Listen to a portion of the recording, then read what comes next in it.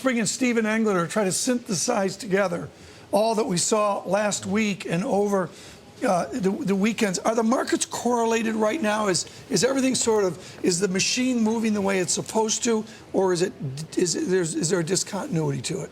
Well, I think that if at peak time or peak correlations we have like a 10 correlation, now it's 7. Things are still pretty much correlated, but not as tightly correlated as they are in moments of crisis. Is it sleepy out there, or with this news flow, does that make the markets exciting?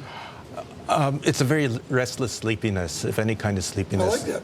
I mean, there's a huge debate out there as to whether this pullback is going to be more substantial than previous pullbacks that we've seen. And the apparent sleepiness is paralysis more than anything else.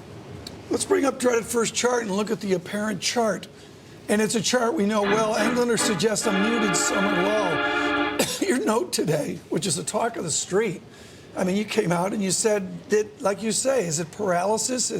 It's a very different market right now. We see that with further trade-weighted dollar weakness. What is the distinction of this market? Why do we have your so-called paralysis?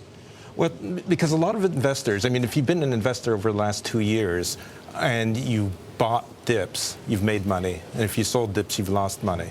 And the question is whether this time that same strategy is going to work. I mean, certainly it's the way it's worked in currencies till now. And the question, as you know, I see it, is whether or not policymakers have the same options now that they had at the beginning of 2009 with respect to fiscal and monetary expansion, QE1, QE2, buying of government bonds, that now the debate on what the policy options are seems to have narrowed. What are the policy options in Europe? Well, in Europe, obviously, what they're trying to do is kind of avoid any kind of dramatic event with respect to sovereign debt, anything that triggers CDS.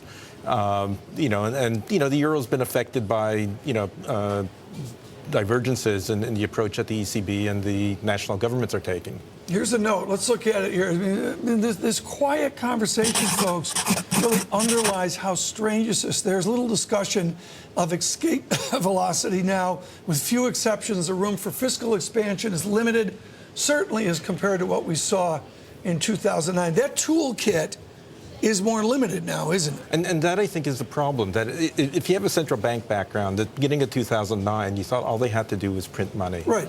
The economy was soft, inflation was too low, you just print money till the cows come home. We've had 2 rounds of QE2. There's considerable debate as to how effective it's been. Fiscal is out of the picture. Let me do here some really interesting thoughts from Luis Yamada. Earlier this morning on Bloomberg Surveillance, I spoke with Luis Yamada of Yamada Technical, and we discussed the deteriorating value of the U.S. dollar. You know, one of the most interesting things is that on each of these financial crises, the dollar rallies have been less intense. In other words, the big crisis in 2009, the dollar rallied 19%. The next crisis in 2010, the dollar rallied about 7.5%. And so far on this perceived crisis in Europe, we haven't even gotten to the 7%. I mean, there's some nice framework from the technical analyst, Luis Yamada. What is your opinion on dollar right now? I got like 8 different flavors. I'll tell you, I'm more bullish dollars than I have been, more bearish euros than I have been.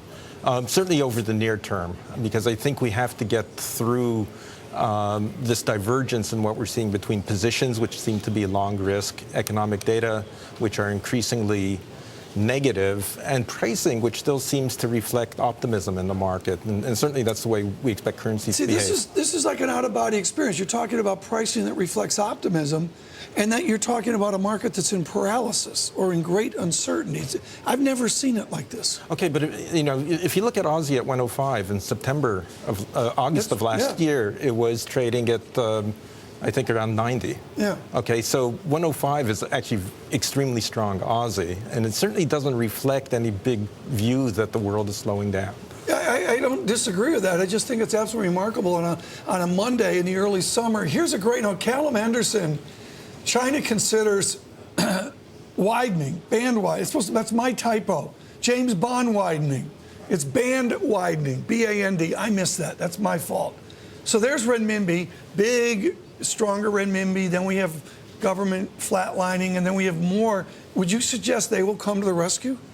and expand their band or appreciate their currency?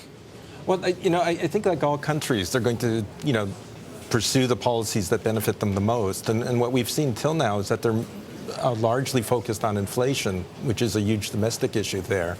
Our economists don't think that they're going to come to the rescue until the slowdown becomes much more dramatic. And we've got that inflation data, I think here, is it this evening? Their morning? Real soon. There's CPI and there's retail sales and industrial production. Okay. My favorite currency chart, everybody knows this. I get letters, Tom, you're boring us with Euro.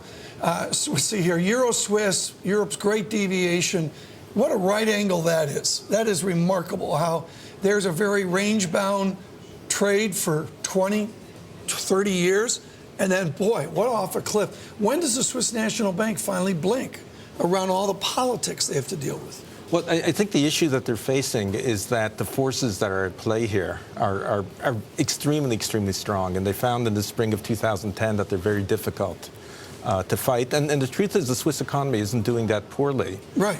Nor is the German economy. Nor is the German, although there's a bit of slowing that you can see. And I think from the perspective of global investors, is they're saying if we want to be short the dollar, it's better to be short versus a basket of euro and Swiss rather than just be short one or the other, because that X's out the euro sovereign debt situation. Does the dollar continue to weaken going out 1 year, 2 years, 3 years, 4 years? Is it a structural weakening?